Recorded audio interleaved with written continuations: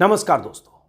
BJP के संस्थापकों में से एक और देश के पूर्व प्रधानमंत्री अटल बिहारी वाजपेयी की आज 5वीं पुण्यतिथि है।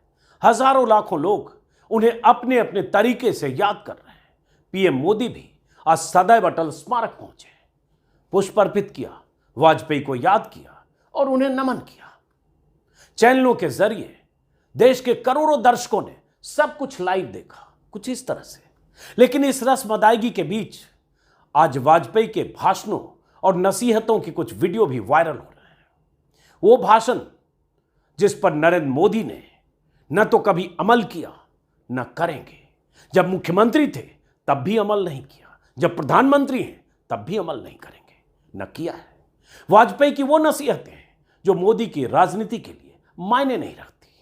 साल में तय एक तारीख पर ऐसे ही स्मारक पर पहुंचकर कैमरों के सामने वाजपेयी को याद करने का रस्म निभाना और उनकी नसीहतों को तिलांजलि देकर सत्ता के सारे हथकंडे अपनाना, यही मोदी की शख्सियत है।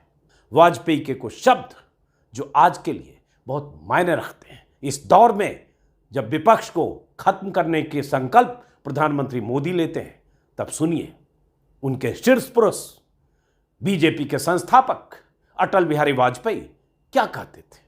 जिस नेहरू को आज के दौर में विलेन साबित करने की जो मुहिम चली है, जिसके मुखिया, जिस मुहिम के सूत्रधार सब कुछ खुद प्रधानमंत्री मोदी हैं, उस नेहरू के लिए वाजपेयी ने क्या कहा था, सुनिए। और आगे जैसा कि मैंने कहा विस्तार से, बहुत कुछ कहानी के कई हिस्से। पहले सुनिए, तस्वीर तो आपने देख ली, इसलिए मैंने यहां लिखा है, काश अटल जी के कहे पर थोड़ा अमल भी कर लेते मोदी। श्रद्धांजलि देना, पुष्प अर्पित करना एक बात है और नसीहत पर थोड़ा अमल करना दूसरी बात है। ये एक हिस्सा है उनके भाषण का जो आज वायरल हो रहा है, सुनिए जरा। कांग्रेस के मित्र शायद भरोसा नहीं करेंगे, साउथ ब्लॉक में नेहरू जी का एक चित्र लगा रहता था। मैं आते जाते देखता था। नेहरू जी के साथ सदन में नोक झोंक भी हुआ करती थी। मैं नया था, पीछे बैठता था। कभी कभी तो बोलने के लिए मुझे वॉकआउट करना पड़ता था। लेकिन धीरे धीरे मैंने जगह बनाई, मैं आगे बढ़ा और जब मैं विदेश मंत्री बन गया तो एक दिन मैंने देखा कि गलियारे में टंगा हुआ नेहरू जी का फोटो गायब है। मैंने कहा, ये चित्र कहां गया? कोई उत्तर नहीं दिया। वो चित्र वहां फिर से लगा दिया गया।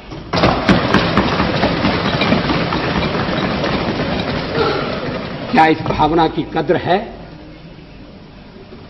क्या देश में ये भावना पनप है?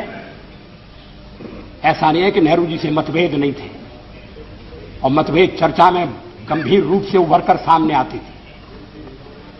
मैंने एक बार पंडित जी से कह दिया था कि आपका एक मिला जुला व्यक्तित्व है और आप में चर्चिल भी है और चैम्बरलेन भी है। वो नाराज नहीं हुए। शाम को किसी बैंक्वेट में मुलाकात हो गई और उन्होंने कहा, आज तो बड़ा जोरदार भाषण दिया है, और हंसते हुए चले गए। आजकल ऐसी आलोचना करना, दुश्मनी को दावत देना। लोग सुना आखिरी लाइन कि नेहरू को वाजपेयी ने कहा, युवा वाजपेयी ने कहा था। तब नेहरू का जलवा हुआ करता था। 50 के दशक में वाजपेयी चुनकर आए थे संसद में, और तब प्रधानमंत्री मोदी, अनडिस्प्यूटेड लीडर, बड़ी शख्सियत, उनके सामने अगर प्रधानमंत्री नेहरू की आलोचना करते हुए वाजपेयी अगर कहते हैं कि आप में चैम्बरलेन भी है और चर्चिल भी, और उसके बाद जो उन्होंने कहा वो नाराज हो सकते थे नेहरू, लेकिन उन्होंने कहा बहुत अच्छा भाषण देते हैं। इस पर बहुत कुछ विस्तार से जानकारियां इसके बारे में उपलब्ध है। कैसे नेहरू ने युवा वाजपेयी की हौसला अफजाई की संसद में, वाजपेयी की शैली, भाषण शैली की तारीफ करते थे। यहां तक कि एक बार यह भी कहा था, ये लड़का, ये युवा किसी दिन देश का प्रधानमंत्री बनेगा। और खुद वाजपेयी कह रहे हैं कि ऐसी आलोचना आज कोई सहन कर सकता है, और ऐसी आलोचना इस दौर में, प्रधानमंत्री मोदी के दौर में, तो थोड़ा भी प्रधानमंत्री मोदी अगर वाजपेयी के कहे पर थोड़ा भी अमल करते तो शायद आज ऐसी स्थिति नहीं होती जैसी इस देश में। लेकिन बहरहाल, जो मैंने शुरू में कहा था कि हम इसी वीडियो के अगले हिस्से में, जो मैंने पहले रिकॉर्ड किया था, प्री रिकॉर्डेड है, पहले शायद आप में से कुछ लोगों ने देखा भी होगा, विस्तार से देखिए वाजपेयी ने राजधर्म को लेकर क्या कहा, वाजपेयी के साथ कैसे धोखा हुआ जो मैंने शुरू में बताया, और कैसे प्रधानमंत्री वाजपेयी मोदी को हटाते हटाते रह गए और कैसे उसके बाद मोदी आगे बढ़ते चले गए, और राजधर्म का पूरा मसला क्या है। वीडियो के जरिए आप विस्तार से देखिए। रिकॉर्डिंग पहले की है, लेकिन मुझे लगा आज मौजूद है इसलिए देखना चाहिए। यह तस्वीर आप में से कितने लोगों को याद है, या इस तस्वीर के बारे में आप में से कितने लोगों को पता है? चेहरे तो आप पहचान ही रहे होंगे। एक अटल बिहारी वाजपेयी है, दूसरे उनके बगल में बैठे नरेंद्र मोदी हैं। यह तस्वीर तब की है जब वाजपेयी प्रधानमंत्री थे और नरेंद्र मोदी गुजरात के सीएम थे। गुजरात दंगे के बाद अप्रैल 2002 के पहले हफ्ते में प्रधानमंत्री अटल बिहारी वाजपेयी गुजरात दंगा पीड़ितों का हाल जानने के लिए शरणार्थी शिविरों में गए थे।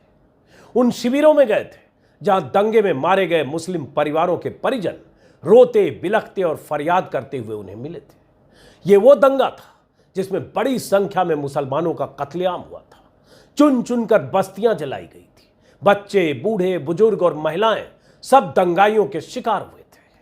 प्रधानमंत्री वाजपेयी दंगा पीड़ितों का हाल जानकर विचलित हो गए थे। दिल्ली लौटने से पहले प्रधानमंत्री वाजपेयी ने गुजरात के मुख्यमंत्री मोदी की मौजूदगी में प्रेस कॉन्फ्रेंस की थी। उस प्रेस कॉन्फ्रेंस में वाजपेयी से एक महिला पत्रकार ने एक सवाल पूछ दिया था, आपका मुख्यमंत्री के लिए कोई संदेश है क्या? तब वाजपेयी ने जो कहा था वो आज तक लोग भूले नहीं हैं। मुख्यमंत्री को राजधर्म निभाने की नसीहत देने वाला उनका वो स्टेटमेंट इतिहास में दर्ज है। कुछ दिन पहले तक एनसीईआरटी की किताबों में भी दर्ज था, लेकिन अब गुजरात दंगे से जुड़े पन्ने कोर्स की किताबों से डिलीट कर दिए गए हैं। इसके साथ वाजपेयी का वो स्टेटमेंट भी डिलीट कर दिया गया है। आने वाली पीढ़ियां अब अपने सिलेबस में नहीं पढ़ पाएंगी कि कभी एक पीएम ने अपनी ही पार्टी के सीएम को राजधर्म निभाने की नसीहत दी थी। एनसीईआरटी के नए सिलेबस में गांधी, आरएसएस, मुगल समेत कई विषय के जो पन्ने थे या पैराग्राफ थे उन्हें डिलीट किए गए हैं। उसमें से कुछ गुजरात दंगे पर लिखे पैराग्राफ भी डिलीट किए गए हैं। अब ये कौन बताएगा कि किसके कहने पर एनसीईआरटी ने यह सब डिलीट किया? किसका निर्देश था? कौन असहज था? कौन चाहता था कि वाजपेयी की नसीहत, मोदी को दी गई नसीहत किताबों में ना हो? इस ऐतिहासिक तथ्य को किताबों से मिटाने की क्या मजबूरी थी? बहरहाल, पहले मैं आपको मोदी की मौजूदगी में वाजपेयी की तरफ से दिया गया वो बयान सुनाता हूं, फिर आपको बताऊंगा कि बात यहीं खत्म नहीं हुई थी। गुजरात से दिल्ली लौटने के बाद प्रधानमंत्री वाजपेयी इतने दुखी थे कि मोदी को मुख्यमंत्री पद से हटाना चाहते थे। दूसरी तरफ उप प्रधानमंत्री लालकृष्ण आडवाणी थे, जो हर हाल में मोदी को बचाना चाहते थे। दोनों में इस बात को लेकर टकराव हुआ, तनातनी हुई, बोलचाल तक कई दिनों तक दोनों में बंद हो गया। बीजेपी के गोवा अधिवेशन में मोदी को बचाने के लिए आडवाणी के इशारे पर एक पटकथा लिखी गई। वाजपेयी को एक तरह से अंधेरे में रखा गया और आखिर में हार वाजपेयी की हुई, जीत आडवाणी और मोदी की हुई। वो पूरी कहानी भी इसी वीडियो में आगे आप सुनेंगे, जो शायद आपने कहीं नहीं सुनी होगी। लेकिन पहले इस प्रेस कॉन्फ्रेंस की बात, उस प्रेस कॉन्फ्रेंस की बात जिसे एनसीईआरटी की किताब से हटा दिया गया है। पहले आप सुनिए कि जब प्रधानमंत्री वाजपेयी से पूछा गया कि गुजरात के मुख्यमंत्री के लिए आपका क्या संदेश है, तब उन्होंने क्या कहा था। गौर से सुनिए। One last question. So, Prime Minister, we heard your question, your message for the officials जो आप लाए थे। आपका चीफ मिनिस्टर के लिए भी कोई मैसेज है आपकी विजिट में? नहीं, चीफ मिनिस्टर के लिए मेरा एक ही संदेश है कि वो राजधर्म का पालन करें।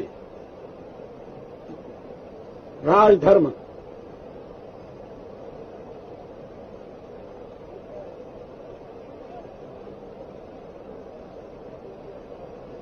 ये शब्द काफी सार्थक है।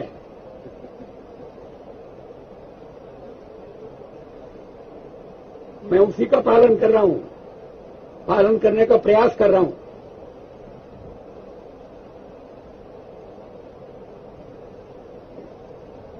राजा के लिए, शासक के लिए प्रजा प्रजा में भेद नहीं हो सकता। न जन्म के आधार पर, न जाति के आधार पर, न संप्रदाय के आधार पर। हम भी वही कर रहे हैं साहब।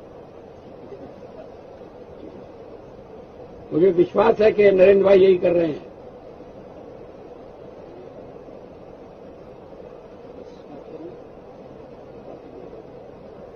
बहुत बहुत धन्यवाद।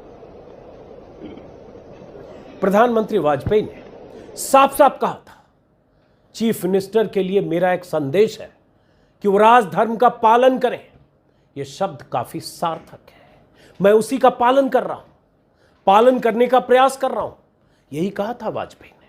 वाजपेयी ने कहा था, राजा के लिए, शासक के लिए प्रजा प्रजा में भेद नहीं हो सकता, न धर्म के आधार पर, न जन्म के आधार पर, न जाति के आधार पर, न संप्रदाय के आधार पर।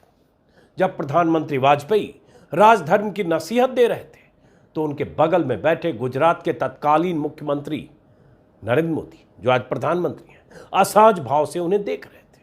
बीच में ही नरेंद्र मोदी ने कहा, हम भी वही कर रहे हैं साहब। और इसके बाद वाजपेयी ने आगे कहा, मुझे विश्वास है नरेंद्र भाई यही कर रहे हैं। इसके बाद धन्यवाद कहकर वाजपेयी ने अपनी बात खत्म कर दी। वाजपेयी गुजरात से दिल्ली लौटे। उसके बाद कई दिनों तक उनके भीतर मोदी की शैली को लेकर बेचैनी रही। गुजरात में उनका यह कहना कि शासक के लिए प्रजा प्रजा में जाति, धर्म या जन्म के आधार पर भेद नहीं हो सकता काफी था। आरएसएस से लेकर बीजेपी तक में यह खलबली मच गई कि वाजपेयी मोदी को हटाना चाहते हैं। यह संदेश चला गया कि वाजपेयी गुजरात सरकार की भूमिका को लेकर नाराज है, मोदी को हटाने के पक्ष में।